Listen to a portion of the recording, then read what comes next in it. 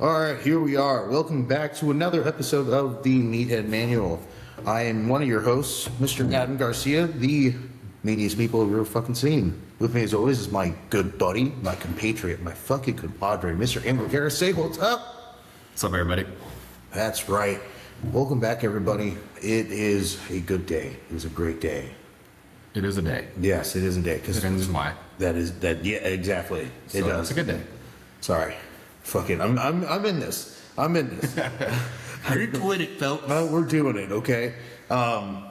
Sorry, I'm like razzing because I was just at Starbucks getting this fucking coffee because I was running late this morning, and while I was in there, I walked up and this lady was like, she's just standing there, and I'm like, "Are you in line?" And she goes, "Oh no," and I go, "Oh, okay." So I step forward, and as I step forward to go talk to the barista, that lady cuts in front of me and goes, "Hey, can I have a coffee, please?" And I just sat there, and I went like this. What? Because my brain immediately doesn't go to, like, Fuck off. you just fucked me. Yeah. You fuck. Yeah. Right? My brain Son of a bitch. my brain immediately goes, did I misunderstand did I hear what I wanted to hear? And like, and that's actually not at all what she said. And like, but here's the thing that really grinded my gears just right now. Yeah. And what pissed me the fuck off is she does her thing, and as she's leaving, she gets a pup cup. She has a dog with her. She grabs the pup cup, and then she looks at me and does a little, and then fucking walks away, dude. She did. She knew what she was doing then. She knew what she was. It was the smirk that got me. Yeah. A little smirk. I just sat there and was like, What just happened? I'm too tired for this. So I just like stayed on the other side of the It's not Starbucks. worth it. Anyway, woosah fucking get back into it, dude. So long story short, I hit her. I found her in the parking lot. I beat the shit out of her. And then just as I left, she's bleeding on the floor. I was like, listen to my podcast. Anyway. For now. That's all I get is. So, today we have a really, really good episode. The reason why I was running late is because I was up late last night doing all this research on basically the catalyst of what turned into, or what influenced Louis Simmons to create the conjugate method. Yeah. And that is the Russian and Bulgarian training systems, right? So we'll just jump right into it before we jump into it, how you feeling? How's everything going? Oh, it's going. As we know, we've been talking a lot about the prep and everything, and it's frustrating that the body doesn't always want to cooperate. Previous injuries and everything always seem to creep up. But we're gonna push through it and figure it out. Move forward. That's part of the fun thing about coaching is it's you try to figure out some tough things and make some adjustments as we go. And Yeah, it definitely gets to a point where, like, especially because of all the other things that are happening around as well, that kind of get, like, compile onto the plate as well. But like, what I will say is that you have been like very positive with how everything has been happening. So that's a huge big point. A lot of people tend to get very down on the dumps and down on the weeds, and they'll end up kind of wanting to stop everything. Not you though.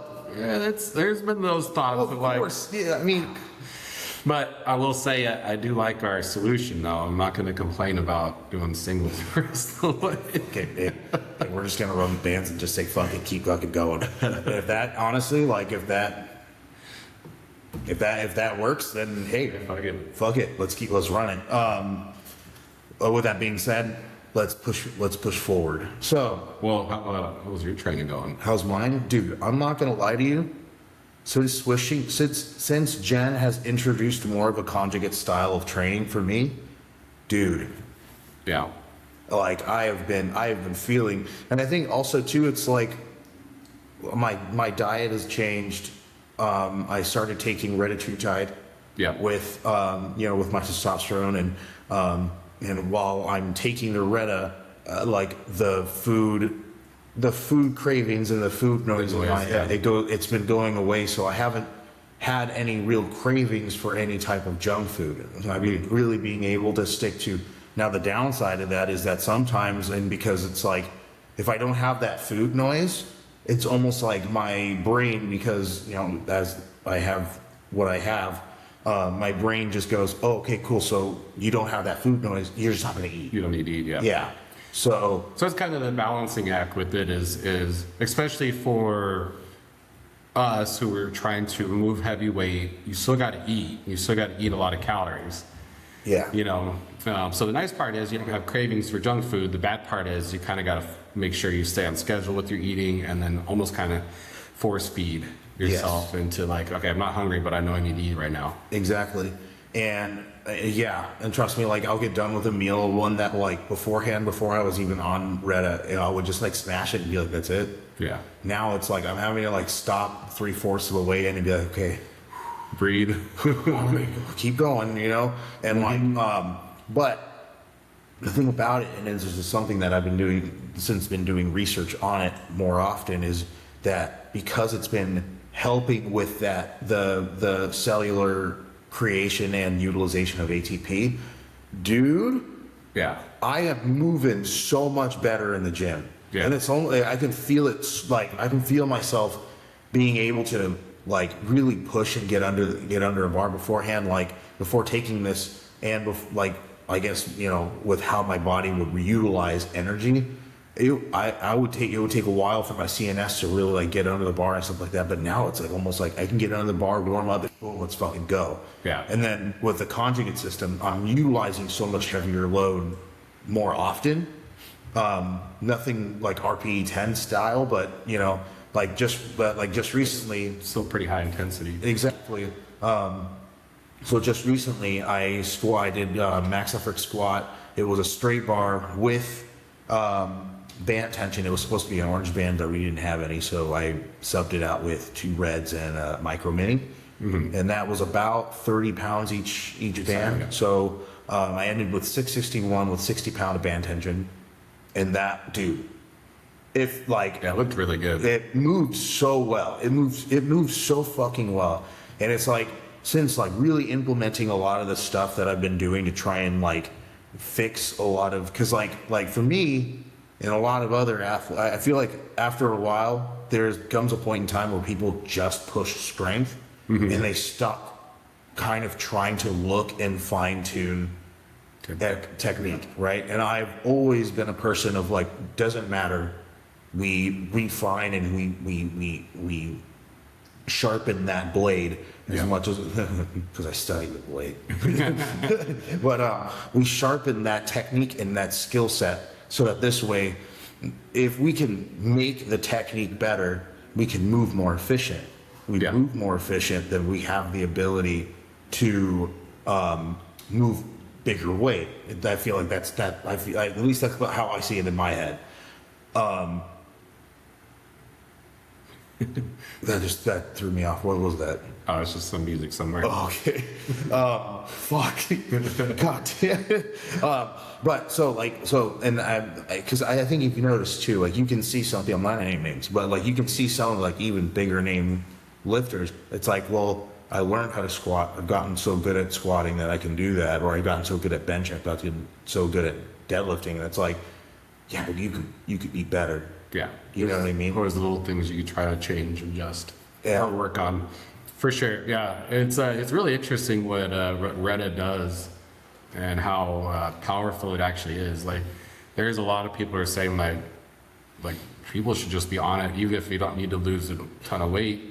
Just be on it just for some of the health benefits of it. Oh yeah, a lot of doctors. Well, one of the doctors that I follow on Instagram. Now, mind you, take this as a word of salt, as a grain of salt. We're not experts. I'm pretty sure because of how new it is, a lot of these doctors aren't experts on it either. They're just reading the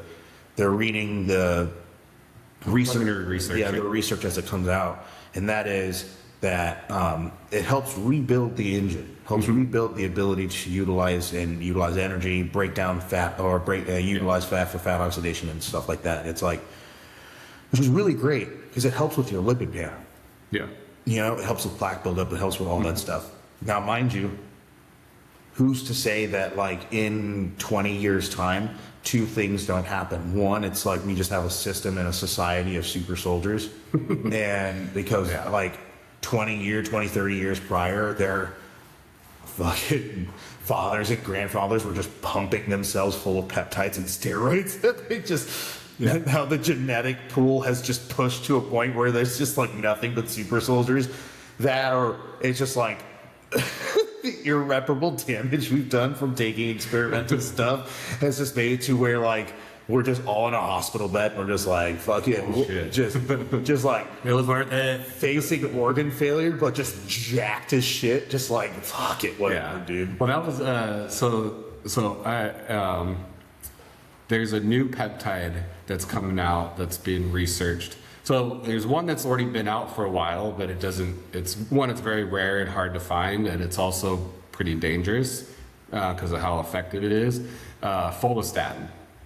So follistatin 344 is a myostatin inhibitor. So you know what myostatin is? Yeah, that controls your muscles' ability of muscle growth. Yeah. So without it, your muscles have kind of almost limited potential to grow. Which you don't want that because, I mean, there's other things that are muscles, including your heart and organs, so you don't want those to grow. Yeah. So that's kind of one of the things with the original follistatin that have, like, it's not the healthiest thing to do, but, like, you know, people are gaining 1 to 2 pounds of muscle a day on it. Yeah. Wow. There's a new one coming out that they're still researching, but the potential for it is greater in that so it doesn't do as much of the myostatin inhibiting, but it doesn't make the organs grow. Oh shit. So basically you'll get the benefits of the muscle growth without any damage to your organs. So, like, it's kind of one of those things, like, I think in the next 5 years, with peptides, they might pretty much make steroids obsolete. I wouldn't be surprised, yeah. Because if you can just inhibit myostatin and you're not doing all this other shit to your hormones and all this stuff, it's so much healthier for you. Oh, of course. You know? Oh, yeah. And then probably the only thing that'll stay around, and I don't consider it necessarily steroid, but testosterone replacement, that'll probably be one of the things that sticks around, because unless we can figure out unless there's a peptide to naturally increase your testosterone production to the higher levels, we'll still need that. But outside of that, you won't need stuff like, you know, tren, anadrol, all that other stuff, because you're getting the muscle growth potential from peptides. Yeah. And then there's one I was just watching because, again, it was popping up. Since I've been doing research on Reddit, it's like all these different ones. And there's one where it's this list. It's like ANU something. I can't remember the name. I saw it in passing. But it was basically stating that it helps with nerve damage. It helps reconstruct nerves. Now, as a physical therapist assistant, working with stroke patients and all these different myasthenia gravis, all these different types of nerve issues, that's huge. Yeah. Because that gives the ability to be able to work with, for stroke patients, get their ability to be able to utilize their other side again and all this other stuff. But also, too, I mean, shit, if you can work with that, or if it helps work with the conductivity or the conduciveness of your nerve firing, you really won't need also too any of the other like high stimulant drugs either, because your CNS is going to be able to, like, if you took your myostatin and the nerve thing, your strength would technically go up, because now you have more neural drive to. Yeah. I wonder if that helps with like the recovery process. You know, that's one of the things that happens during training is your CNS just fatigues out and you need those recovery weeks. I wonder if that would help with that. that'd be interesting to see. And again, there it is. Like, there's no, like, it would be that whole argument of utilizing steroids is like, oh, well, it helps me recover faster, and it gives me the ability to be able to, like, it pushes that protein synthesis to allow me to create more muscle. Well, if these peptides over here are fucking doing the same thing, but you're also being able to walk into a doctor's office and just be like, well, do my blood work, and your blood work comes back fucking fine. Yeah. And you look like Nick Walker. That may be a bit. Yeah, that's a little extreme. But you know what I mean? You know? Yeah. But like, damn, dude. Honestly, it really does. It really does like make me happy with how, like, where we're going with like the bioscience. Exactly, because man, it's like, I was thinking about it. It's like, since taking retatrutide, I've been like looking at other like peptides and stuff, like MOTS-C. Mm-hmm. I want to try MOTS-C. Yeah.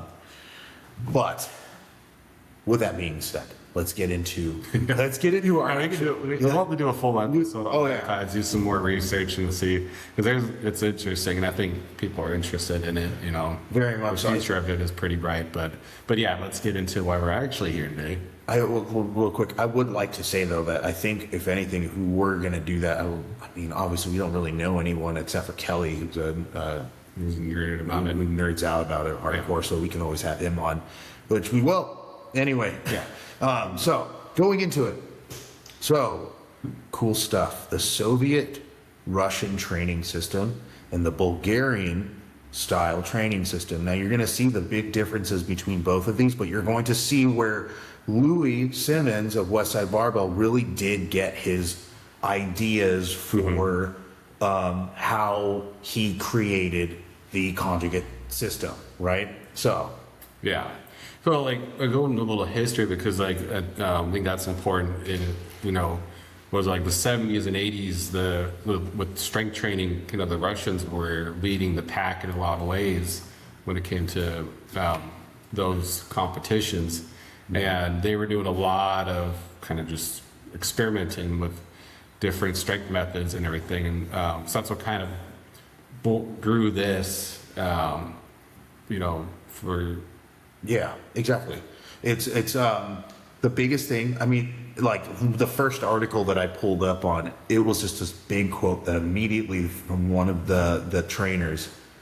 There were a couple others, and I'm not gonna lie to you, I can't remember their names. I should have written them down, but because I knew for a fact, just reading their names, I was butchering and reading it in my head. But there's a big quote from one of the coaches that said, yes, we used drugs and we pushed drugs for them. And it worked well with the training system, and they were able to perform. So it is what it is. Yeah. And we're like, and he's like, why were we going to stop when we know that our opponents are doing the same thing? And we're like, I was like, no, okay. so going into it, yes. So the Soviet training system started within the 60s and lasted all the way out into the 80s. Yeah. Right. And the big thing that they hounded and they were very proud of is that a lot of their athletes were able to continue to be competitive even into their late 30s. Some of them being able to compete at ages 36, 38, even 40. Which for Olympic level competitions, that's very rare. Exactly. The biggest thing that they did was they were huge. Sorry, I have my notes in front of me for those of you that are going to be, because I don't even know if I can read them. Fuck. So the biggest thing about the Soviet Russian training system is that they developed high volume sets, but they were between 70 to 80% of their moderate max, right? Okay. So it was very sub-max. It was and the volume wasn't. It wasn't set up with like how a lot of people think the Western style of volume is set up, in the sense of like, oh, you're doing high volume, 3 sets of 10. Oh, you're doing high volume, 3 sets of 8. No. Their volume was, and I have a picture of it on my phone because I took a picture of it. I made sure to. I'll give you and this is coming straight off the template of Mr. Boroshenko, which is who we'll get into a little bit later. Their high frequency looked like this. So you do a triple at 50%, a triple at 60%, 4 sets of triples at 65%, and then you would go into another exercise, and you would do a set of 5 at 50%, a set of 4 at 60%, a set of 3 at 70%, and then 5 sets of doubles at 80%, right? And like, so they learned that by itself, intensity does not develop deep adaptive responses, right? They found that high volume or being able to move your working sets and being able to incorporate a lot of work, low intensity, but high amounts, it does 2 things. It builds that adaptive response, but it also too, they were huge on refining technique. Yeah. Like, because they realize that strength and being able to move certain, being able to move certain movements, it's all a refined skill. So you have to practice it, right? Yeah. So that was like how they measured a bunch of all of their stuff. So in the Western side, which was super funny because more times than not, like the East would come over to kind of see how the West would do stuff, and they would try and bring it back, and their guys would just get fucking hurt. Yeah. Because there's too much intensity. Whereas the Western guys would come over and they would see how the Russians were doing things, and they'd be like, what the fuck is even juice with this? You know what I mean? Because it's like, and this is something that comes with it, is that like when it comes to the Russian system, it almost seems, and this is where you would see a little bit of the side of conjugate, because so with Western side, they believed in a lot of things like progression, whereas the East developed this thing called variable resistance training, right? So where the Americans believed that there was carefully laid out personal bests. The Soviet training systems did not chase PRs. They didn't chase rep PRs. So like, whereas Western side, they had everything was okay, so this block we're gonna chase that. And you should be here to be here. Exactly. And and I'll tell you right now, I've done that. Like when they were talking about it, I was like, oh shit, that's me, dog. Like I'll literally sit there and like when I'm building someone's training, I'm like, okay, so if they want to be here by this time, so that means they have to hit this by this time, and they have to hit this. So like that's how I built it. But with the Soviet training, this was where they started. It was almost like it was just so the variety of different things that they were throwing. So this is where they started utilizing things like bands, chains, different tiles, Handcuffs. what? Butt beat keys, fucking all that shit. But no, this is where they started utilizing things like bands, chains, different variations, as in block presses, pause squats, all these different things.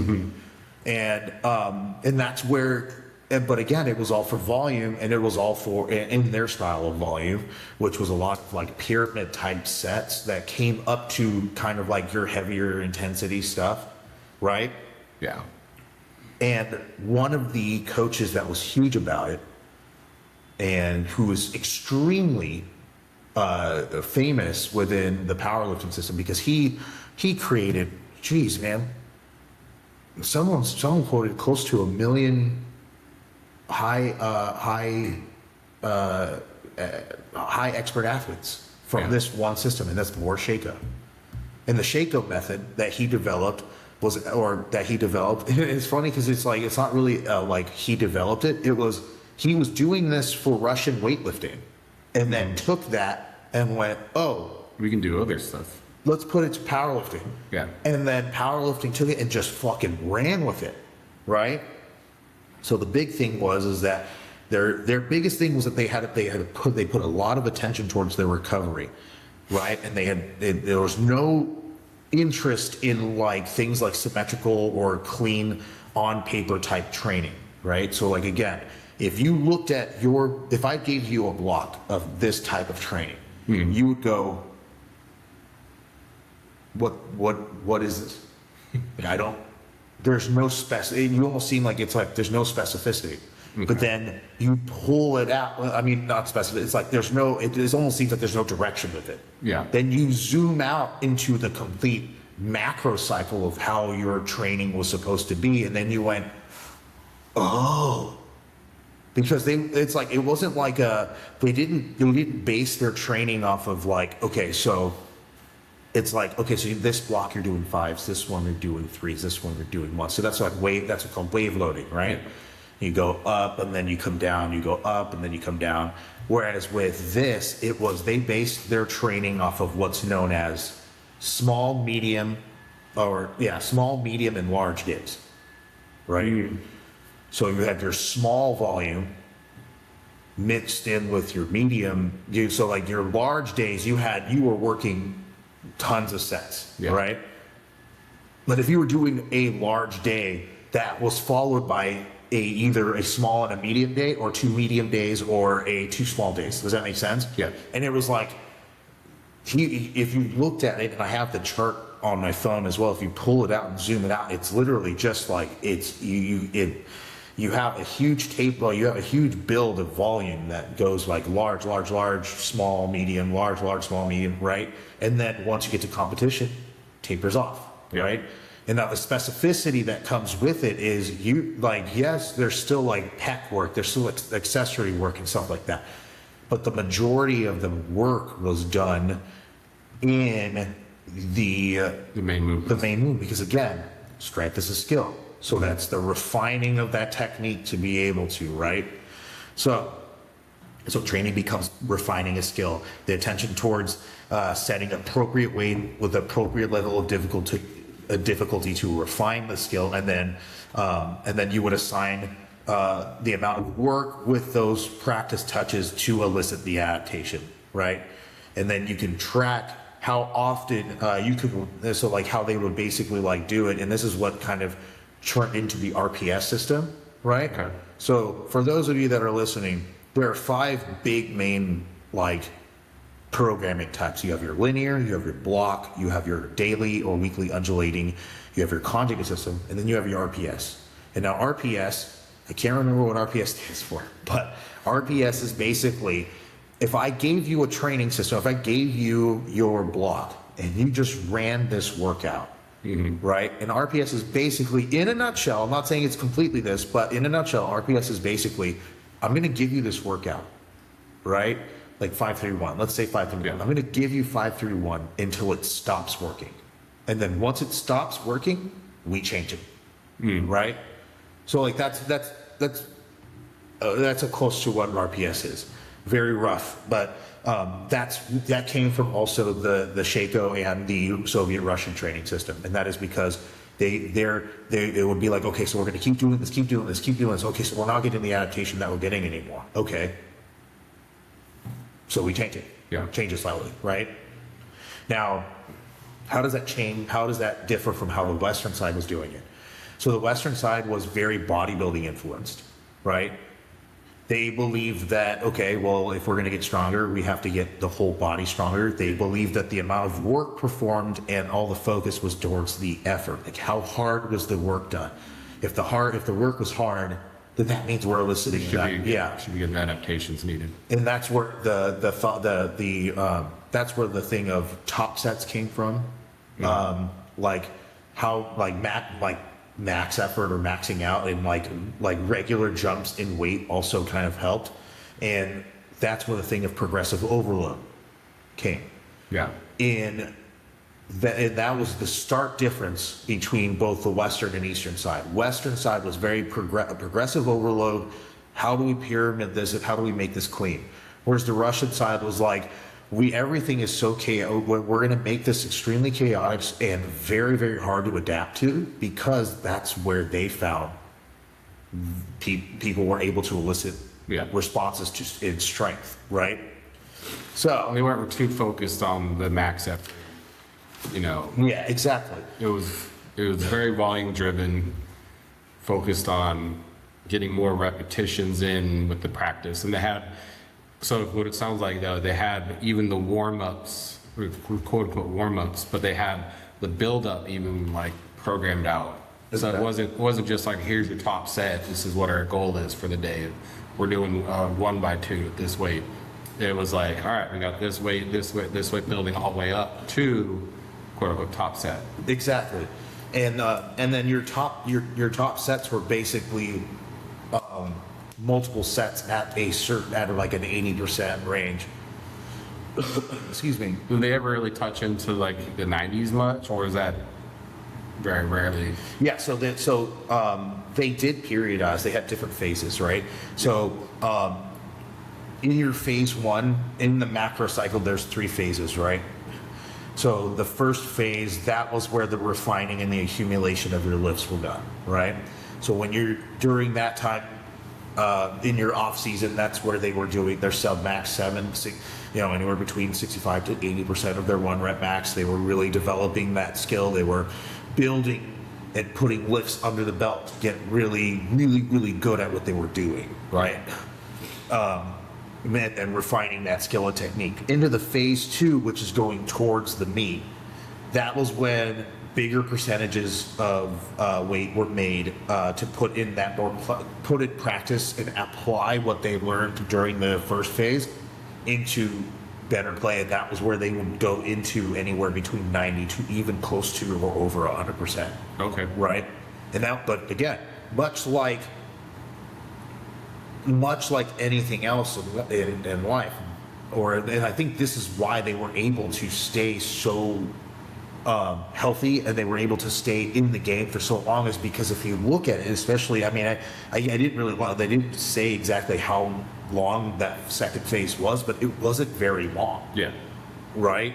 So like for us, we beat the shit out of ourselves like year round pretty much, especially with like something that comes with the conjugate method, where we're doing a max effort 1 rep at this, and then you go off and you do other things.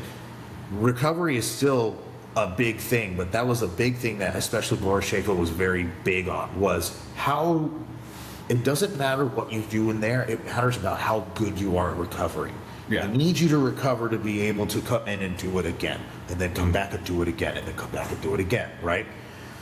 So their second phase is very small, and then into the third phase is just recovery and taper. Then the third phase is with their taper. Okay, so post competition. Yeah, whatever. exactly. And then once the competition was done, they'd switch right back to phase 1, and it's back to high volume, high sets. Interesting. Yeah. So I wonder if like the health longevity of it comes into building with the higher volume, lower weight, comes into more, you get more adaptations of the ligaments and tendons going.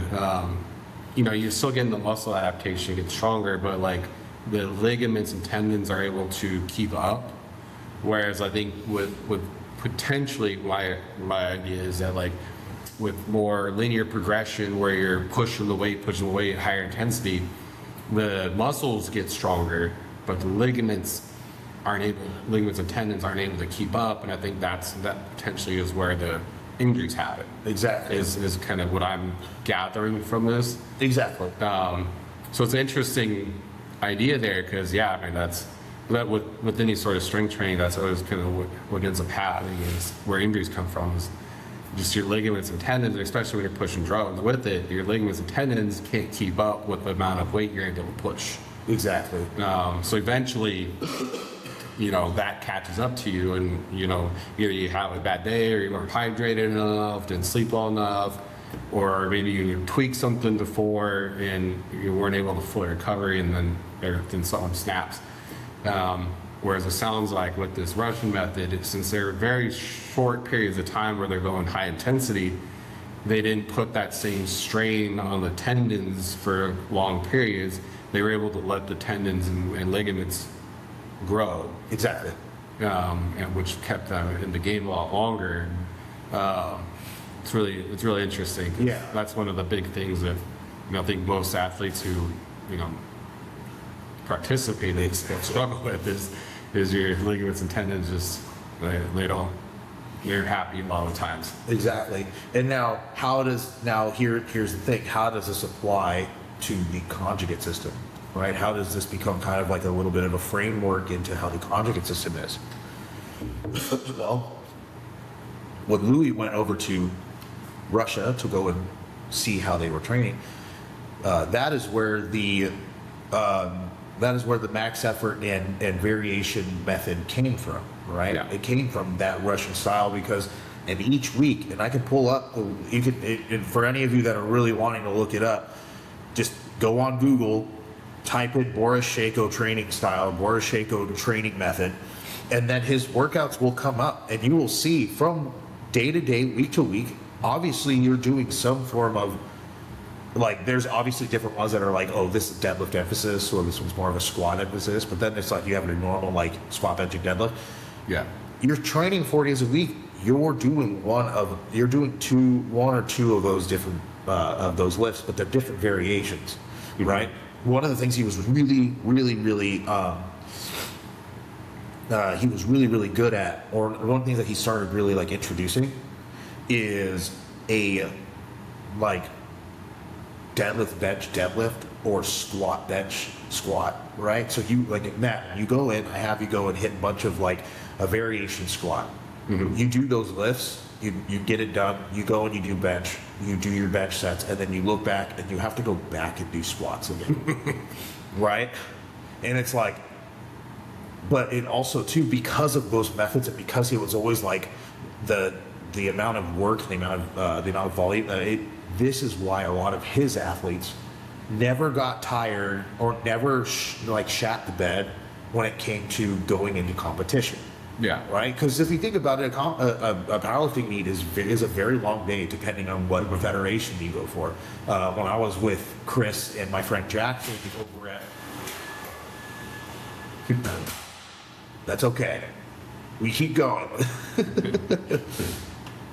So when I was at, That was the first. I know, I had never seen anyone go through that door. So when we were, what was it? When I was at the meet in USPA. the USPA one, there were 60 lifters. Yeah. It was a long day, and I was just standing there. I was getting tired, right? So like it was a long day, but because of their ability to be able to go from one to the other and be able to like hit that go, because it's like I've noticed it too. Once you hit that one lift, you're done. You're like, all right, that's done. Yeah. Imagine getting done with that and then going and doing something else and being like, Oh, should I have a squat again? yeah, I'm squatting. No. Yeah. Yeah. Because I was just thinking about that. I was going to ask is like, what was the frequency they would do the main lifts? So that's really interesting. That's the first I've heard of anybody doing that, where it's like you go back to the lift we did. Yeah, But it makes sense though, because like if you're doing squats, you do your main movement squats. You go bench. It gives your legs some time to recover. Bench is a little less CNS required, so you're able to kind of recover there. So you should be able to go back and squat. Yeah. Again, it's just that's also a lot. Yeah. But I'd imagine it's probably pretty light the second go around. You're probably working more reps and movement focused. So I pulled it up. You want to see it? Yeah. Or you want to hear it? Okay. Let's do it. So this is a day 2. So this one would be deadlift, bench, deadlift, right? Yeah. So your first movement is a deficit deadlift from a box, box tightened at around 8 to 10 centimeters. Again, eastern side. I'd rather you just tell me in inches, right? But I'm gonna guess it's like somewhere between 1 and 2 inches off the floor. Yeah. That's like an inch. And then, so that would be Less than that. it's just a total of it's a total of 6 sets. You have 50% for 3 reps, 1 set, 60% 3 reps, 1 set, and then you have 65% for 4 sets of 2 reps. Okay. Not too bad. Yeah. Then you go on bench. This is bench press with bands, right? And then that is 50% for a set of 4, 60% for a set of 4, and then 70% for 4x4. Then you go to deadlift off blocks, bar about 10 to 15 centimeters below the knee. So a very low box pull. No, that's pretty high box pull. That's, Is it? You're right below the knees, basically. You're 2 inches below the knees. I don't know centimeters. Well, yes. I know. I know what 2 inches looks like. You started out about 2 inches below the knees to start. I know exactly what 2 inches looks like. I know you do. You know what I mean? Let it be known. I know exactly what 2 inches looks like. Okay, can't tell you what centimeters is, but by the way, Yeah, but it's pretty much just below the knees. It's not that far below the knees. So it's pretty high box pulls. Start telling people that I'm rocking fucking centimeters. 15 centimeters. That's it. So we have block pulls below the knee, 60% for a set of 3, 70% for a set of 3, 80% for a set of 3, Okay. 85% for a 2x2, and then 90% of a 1 rep max for 3 sets of block. Interesting. Right? And then his accessories are medial delts and lats. Doesn't say how. What accessories just work on that It's stuff? just medial delts and lats. back. And, We're and, back. and now for accessories, this is the volume that he's talking about. 5 sets of 6 for medial delts, and then 5 sets of 8 for lats. Huh. That's his accessory. So basically working some sort of row. Exactly. Working some sort of that row, row. and then just fucking hit some lats, man. Fuck. Or no, medial delts. No, he's talking about I'm thinking, or shoulder. yeah. Yeah, So, so- you're hitting a shoulder workout. You're hitting So like probably some sort of shoulder press then or something maybe, and then a lat pull down or row. excuse me. But like, yeah. So like that's a very. But like you start to see That makes sense because you're doing a lot of volume on the main movements, so you're probably not going to have, because you don't want to. I'm sure that they probably didn't want to have the athlete in there for 3 hours doing a workout. No, yeah. So they're probably pushing it through. So yeah, your accessories aren't going to be a ton. It's going to be a couple, and then you move on. Exactly. And I think, but so like, so going off of that, like it also too gave me a really cool variation. That's another thing too that I really like about this is because like I'm looking at all the stuff, I'm like, that's a cool variation. I'm gonna fucking take that. One of them is 3, 2, 1 second pause bench. Okay, so start the first rep is 3 seconds, second 2, Yeah. 1. Exactly. Interesting. I think that's pretty cool. Yeah. You know what I mean? And then obviously like the weight goes up a little bit each or the weight stays the same that whole thing, but it's like but like some of the things that because the way that he did is all again it's all pyramiding, right? Mm-hmm. And this is something that like I used to train with my friend Cameron back in Fallon, and that's how he did his training as well. And it was very minimalist because he Yeah. just trained out of his garage. But Yeah. his was very again it was actually more Bulgarian style training, which is what we're going to go into now. Now, if you ever want to see what the stark difference between the Russian style and Bulgarian style training is, one was heavy on frequency of lift, high volume, low intensity. Hey, let's try and pull some refining and really just hone this skill. The Bulgarian training system was very much how well can I get at putting a nail in a board. That's how I look at it, right? So it was originally developed by a guy named Ivan or Ivanov Abadajev.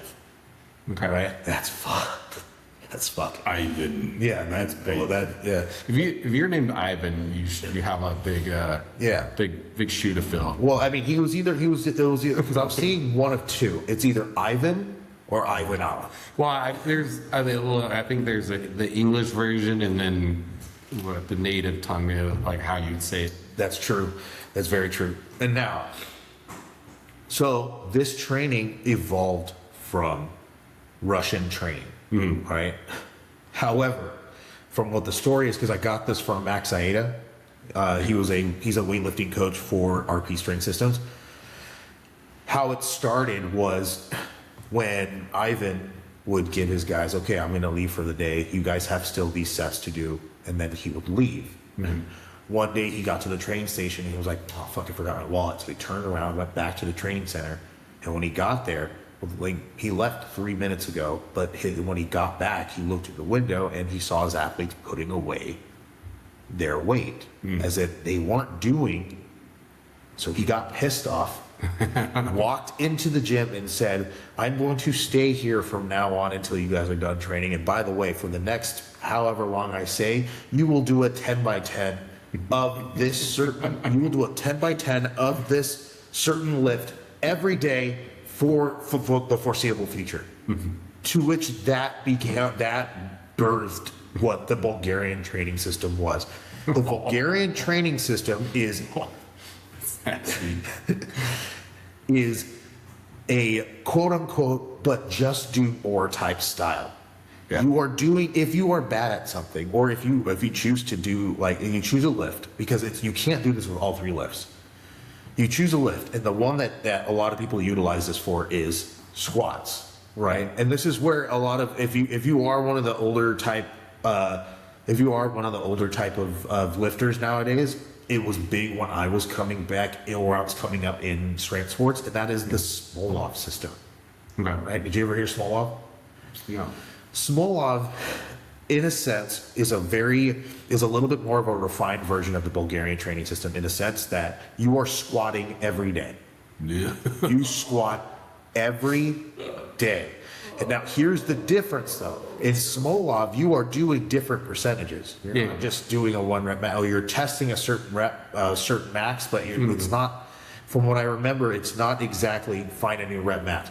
The Bulgarian training system was you squatted every day, and you dedicated it was dedicated to specificity and overload. There was no accessories. You squatted a new 1 rep max every fucking day. Right? That's gross. It's fucked up. You squatted every day. That's so and their big thing was cut out the fat. You can always do more. And so, like, their biggest thing was that, like, they weren't concerned with accessory movements. They didn't care about. They just said, okay, go. Except for Bulgarian split squats. Those motherfuckers. Yeah, but there's a reason why they suck. Yeah. They were designed by this fucking guy. He was just an asshole. But so, that's so interesting. But I guess you could say the pros, but like what it did was it allowed you to be able to, it conditioned you to be able to handle those heavy loads. Yeah. Because you're so constantly under them that you learned how to adapt that way, right? And it was because of that your skill developed through that, right? Yeah. And but here's the issue is, again, there was never enough volume. So, like, any type of muscle hypertrophy, it was just nothing but intensity. So, and it took the principle of, because in strength training you have all these different principles. The first one is specificity and overload, right? Yeah. So the Bulgarian training system was really good and took that one part and said, fine. Yeah, the specificity of Yeah. It's specifically this, and you are doing this overload every day. Like, like, to anyone else, I'll tell you this right now. To anyone else, if you're a young, like, for me, when I was a young man, I saw that, I was like, dude, if I can just, like, throw that on bench, or just bench every day, just fucking hit a fucking 1 rep max every fucking day, are you kidding me? Dude, that sounds like fucking sick. Yeah. But then, here's the issue, is because there was not enough volume to develop any type of hypertrophy, and because the adaptations were very, you're maxing out so often that there is no real stimulus to make any type of real change, right? Yeah. You were going to hit plateaus often. Yeah, so I'd imagine with this system, there's 2 things. One, you're probably starting with young lifters. So, this wasn't something for the older guys who've been doing it for a while. I'd imagine you have to deal with young guys because they're the only people that can recover. Yeah.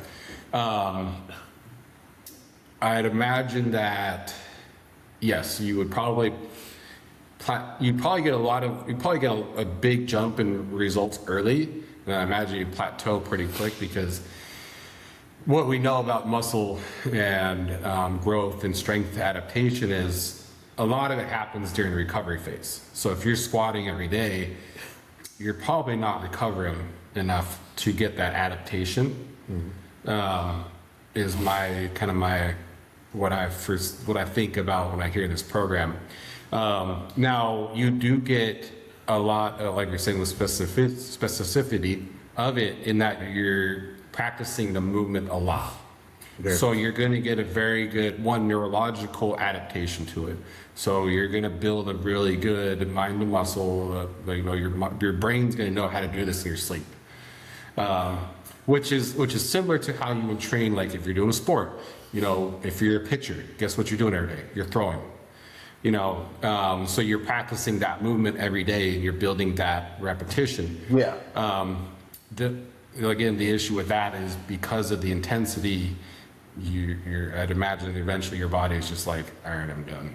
Exactly. And so, like, this is where I feel like in the conjugate system, this is where it kind of picks a very, very small portion of the Bulgarian training system. It's because in conjugate, you have your max effort days. Yeah.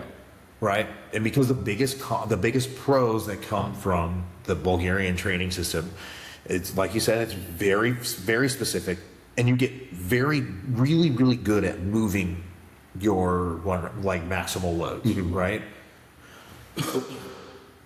Louis Simmons, in a sense, by training powerlifting, you have. I mean, that's what powerlifting is. You're moving one rep. Yeah. Right. So you have to be able to know, yes, the high volume, all that stuff. It makes you being able to adapt and change and all that stuff. But if you're not very well practiced in getting under heavier load, then by the time you get to training day, especially some athletes, by the time they get to training day, to competition day, they get fucky, right? So you get really good, but it also builds that mental toughness, right? A lot of the even Max Aida was talking about how a lot of the athletes, they were able to push through those pains and aches. And a big part of that was through consistency. They were able to have their body awareness and be able to have those elicit physiologically, or not physically, they had the ability to respond under heavier load better, right? Yeah. Because it's like, imagine for me, if I'm like, all right, I've only squatted 700 pounds a couple of times in my life. Now imagine if I did it every day. Right. Yeah. The confidence in being able to do it would immensely grow. Yeah. But I survive now. Yeah. Yeah. So it's interesting, because I think that may be where maybe one of the holes of the Russian system of not having that intensity frequently. I think so the Bulgarian system kind of overdid that little hole that was in maybe the Russian system, and then the Bulgarians went and took it to another level, and kind of tried to make up for that hole, but maybe did it a little too much, because what I imagine is their athletes didn't last very long in the sport. Yeah, so that goes into the cons, right? And this is something that Max Aida did a version of Bulgarian style training. When I tell you the amount of time that this man did Bulgarian style training, when I heard it, it baffled me. So Max Aida did a form or version of Bulgarian training for his weightlifting for over 10 years. Right? Exactly. And he said during that time he hit plateaus quite a bit, and it was because, again, there's not that much stimulus. You're just moving weight, Yeah. So biggest con, injuries. You're gonna feel beat up, and more than likely you're gonna end up getting pretty fucking injured. And it's because it's it's like you were talking about, especially if you are utilizing things like performance enhancing drugs. Your muscle is being able to fire and do all this stuff, but your tendons and ligaments, they take longer. They're not as vascular as your muscle tissue is. So if you if you're handling too heavy a load in your body, your tendons and your ligaments, they can't Keep up. keep up. Yeah. Right. And now because of that, you get what's known as adaptive resistance, plateaus. Yeah. Right. Again, if I go into the gym and my 1 rep max is 500 pounds and I go and I squat 500 pounds, you think I'm going to be able to squat it more than 500 pounds the next day? No, you're going to, or it could be that like, oh, okay, well, my 1 rep max is 490. So you hit 490. And then next day you're like, oh, I can hit 495. Yeah. Oh shit, I hit 500. So you're like slowly building up. And then after a while though, it just stops. Yeah. You're going to hit a wall, right? And so because of that, and which is what I've noticed that a lot of people end up doing is because of the fact that you have so much plateaus, you get injured, you know, oh, I can't really do this because now, because like the biggest thing that Max was talking about when he started doing the Bulgarian style training is because he had hurt himself on another side, so all he could do was squat, right? So he was like, fuck, I'm just gonna squat every day. So he did, and then after a while, obviously, blah, blah, blah, blah. So unless you are like, you have it in your head, in that mentality of, I will get better, and blah, blah, blah, blah, you're gonna experience burnout with this. Yeah. Right?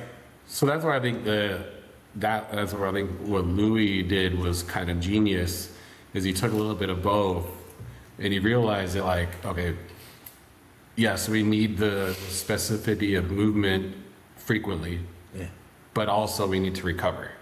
We need to give their body a time to adapt and heal.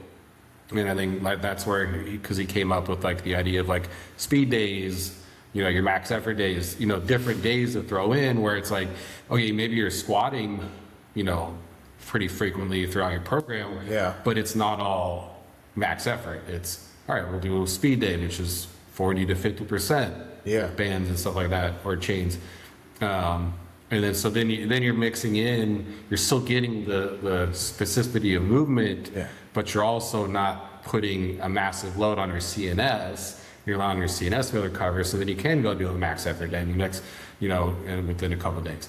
So I think that's where the you know, what Louis did is he took both worlds, married them together, and kind of figure out like, okay, this is what works really well, this works really well, but this doesn't work, and like kind of figured out exactly a way to make it all work together, and that's kind of what conjugate became. Yeah. And originally, and especially if you guys have ever watched West Side versus the World, originally when Louis first started doing the conjugate system, the original conjugate system actually did not have deload days or deload weeks. Yeah. And his and Jan even talked about this as well. The reason being is because there's so much variation. I feel like that was also another part that he got from the Russian side as well. Is because there's so many different variations and there's so many things that it's like, it's so long. Should be recovered. You should be fine. Exactly, because you're not exactly squatting. You're doing a different variation of squat, or you're doing the SSB, you're doing the band, you're doing the chain, blah blah blah blah. It's different loads, and because you're doing different loads, your CNS should be able to recover, and you don't need deload weeks. However, now this is something that Matt Wenning actually really much like brought in, and I feel like this is something that has definitely changed a lot of. Like how powerlifting is as well, because like I think the Juggernaut training system, they don't believe in deload weeks either, and I feel like there are a lot of people, a lot of different training styles, they don't do deload weeks, and you're not deloading until you're like close to the like a couple days before prep for a competition, basically, which is something that I implement. And a lot of people will actually, I mean, it's my own hot take and it's my own anecdotal evidence, right? So take it as a grain of salt. Knock on wood, I feel like that is the biggest reason why I have not been like extremely injured in my time of powerlifting. And it's because I go 4 weeks on, 1 week off, 4 weeks on, 1 week off. It's a constant flow of wave training of me going up and then down, up and then down. Yeah. And obviously with different style, there's good load management. Thank you to Jen and being able to teach me how to do that as well for my athletes as well. But it's a combination of load management and implementing like static, like absolute deload weeks. I feel like that has been something that has been able to keep me, but also to keep my clients from getting injured. Yeah. Right. Yeah. Well, so there's two aspects I think to a deload week that make it so valuable in training. So one, of course, is letting the body recover. You know, like especially as you're pushing, you know, you get to that 4th week in your block or however you're training, you get pretty beat up by the end and your body is like, all right, I'm ready for recovery. But I think too, the other side of it is that we don't pay enough attention to is the mental aspect of it. Because it's a lot mentally as you build up that you're like, okay, by that 4th week, mentally you're just like, damn, I'm beat. Yeah. And so you get that mental reprieve of like, okay, well, I know next week isn't going to be bad, so I can push through this. Exactly. Because it's always that light at the end of the tunnel feeling, you know? It's like, all right, this sucks right now, but I know I can, once I get through this, it's going to be okay. Exactly. You know, and it gives us that ability to go, all right, I know there's an end in sight, so, because when there's no end in sight, I think that's when you get into the field of despair of just like, when was this going to end? I don't know. It's gonna, like, you're just like, you start to get down on yourself because, you know, if you don't know when it's going to finish, you start playing these mental games with yourself and it leads down a bad hole. Whereas if you give your athletes or anybody that like, okay, you just got to get through these 4 weeks. Yeah. And you get through these 4 weeks, you get to, you know, we'll pull back. Here's a little treat for you. Exactly. You know, it's not going to be as tough. So I think that's the other big part of it that allows athletes to keep going and pushing through when things get really hard. Yeah, exactly. And the biggest point of being able to train, obviously you want to be able to compete, but I mean, it's not fun to end up pushing and then end up getting injured, and now everyone else is fucking hanging out in the pool and you can't go in the pool at all because your butthole's leaking. Your butthole's leaking. You know what I mean? Hence the reason why go ahead and buy butt beakies, everybody. Meathead Manual butt beakies, sponsored by this sponsored by Adam and Eve. Yeah. But with that being said, that is a very, very crude history on the Russian and Bulgarian style training. And I want to just caveat what we just talked about as well is the training systems there are, and you will see that technically any training system will work. Yeah. Just so long as you do two things. One, if you recover well enough, and two, if you believe in what you're doing. The people that were doing these systems believed wholeheartedly what they were doing was going to get them better. Yeah. And lo and behold, it did. Now we could zoom out and take a look at these systems and go, ooh, there were some issues there, but yeah. Back in at least during those times, they were looking at their coaches like, no, these guys know what they're doing. I'm gonna listen, right? Yeah. Well, there wasn't the information flow that we have now. You know, the Russians kept everything pretty close to the chest. They didn't share a lot of that information until some of the Iron Curtain fell. Yeah, as they like to say it.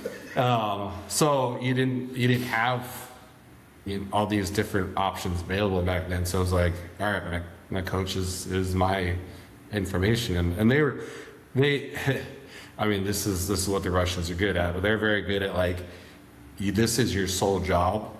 You're gonna do this, and they'd take people and experiment on good, ethically or not. Yeah. But that's how they're able to figure this stuff out so rapidly versus everybody else. This was their sole purpose in life, was to be you're a strength athlete and that's it. Yeah. You know, because that's how they approach the Olympics, all that stuff is like, this is your sole job. You are working for Mother Russia.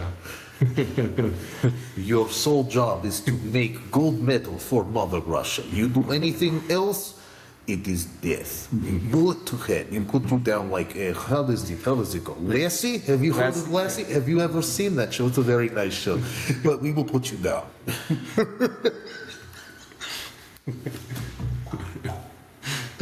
Sorry, dude. Okay.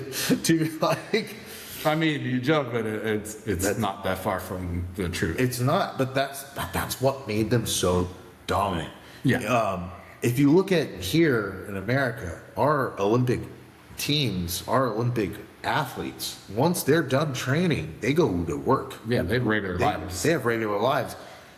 In China, in Russia, in all these different places, What is their life? it is their life. Like, I remember seeing a documentary on none other than the god himself, Mr. Dmitry Klokov. You know who Dmitry Klokov is? Name sounds very familiar. He is a Russian weightlifter. He's one of the best. Yeah. And he was pretty big on Instagram for a very long time. He does a lot of like he went from doing weightlifting and being an Olympic weightlifter to doing more CrossFit, more Tabata. Tabata, is that what it is? Yeah. Yeah. Anyway, I so fortunate I got a chance to meet him. Oh, yeah. He strolled into California Elite Training Center one day because he wanted to meet Russell. He Yeah. was there to meet Russell, and he was like, and he walked in. And he goes, "I'm here to meet Russell," and I went, "Oh my God, you're Dmitry Klokov!" And he was like, "Oh yes, cool." Yeah, and he shook my hand, and I took a picture with him. Sorry, I'm just like blown away because I can still remember that because I remember when he first showed up, he started doing, but he was doing a bunch of like stuff, Olympic weightlifting and CrossFit style stuff, and then also the CrossFitters started showing up. The powerlifters they didn't know who he was. They was just another Russian guy. But the CrossFitters and the Olympic weightlifters started showing up because we had a couple that actually trained at CTC, and they're like, "Hey, what's up, man?" And I was like, "Hey, do you know who Dmitry Klokov is?" And they're like, "Dude, yeah, like he's this, that." I was like, "He's over there." Oh my God, the crowd, that people want to take pictures with him and stuff like that. He didn't expect it. I don't think he expected it because they're like, I mean, in weightlifting, yeah, okay, he's very famous, but like he's strolling into a predominantly like ooga booga powerlifting gym. It was knuckle drag. Yeah. I literally did. I remember sitting behind I remember sitting behind the front desk, and like a bunch of powerlifters came. Who's that guy? Yeah, that's Dmitry Klokov. They're like, who? Who's that? I was like, oh, he's like very famous Russian weightlifter. That's cool. Anyway, can I change the song? I want to fucking I want to hit this one rep max real quick. All right, dude, go for it. Whatever. But gotta love it, dude. But like, I remember hearing him talk about it, and there was something that he said that I was like, holy shit. Because I asked him, I was like, hey, if I wanted to start Olympic weightlifting like right now, he was like, well, you couldn't. And I was like, why? He's like, he's like, well, you could if you wanted to, but if you wanted to be great at it, you have to start at 6. And I was like, is that why? He was like, oh, it was small child when they first started. And I was like, well, yeah, of course he became a fucking gold medalist. And but that's how it starts. It's almost like I've noticed that's how it is in a lot of these Russian areas. If you look at in Russia, you have the Russian weightlifting team that starts very, very young. Yeah. Then you go into Dagestan. In Dagestan, they start kids with fighting and wrestling, and that's how they become fucking world champions, dude. Yeah. And at the same time, it's like that's a different side of culture. And over here, it's like, let's sign them up for Little League, and make sure that we have their orange. A little more slices. ethical. Yeah. But over there, it's like, Daddy, I want to be world champion. Well, you want to be world champion? Let me get bear. Hold on. Let me get bear. You wrestle bear. If you want to be champion, you wrestle bear. If you make bear tap. That's Khabib Nurmagomedov. Yeah. And that, by the way, I didn't make that joke. That was a. Please watch Mo Amer. He's on Netflix. It's really fun. It's a really funny joke that he made. That was from him. But anyway, with that being said, do you have anything else? No, that was great. Dude, thank you all. I appreciate you guys, for everyone that's actually being able to sit and listen and really just like, that supports us. We really appreciate it. Again, please message or DM, comment. And if you guys want to see or hear us talk about anything at all, we're just kind of going through different training styles, different people, of history and things like that. But if there's anything that you guys want us to hit or to elaborate on, please comment, like, subscribe, and message us. We are not too busy or too well known that we won't get back to you. We promise we'll message you. Yeah. Thank you guys. Take it easy.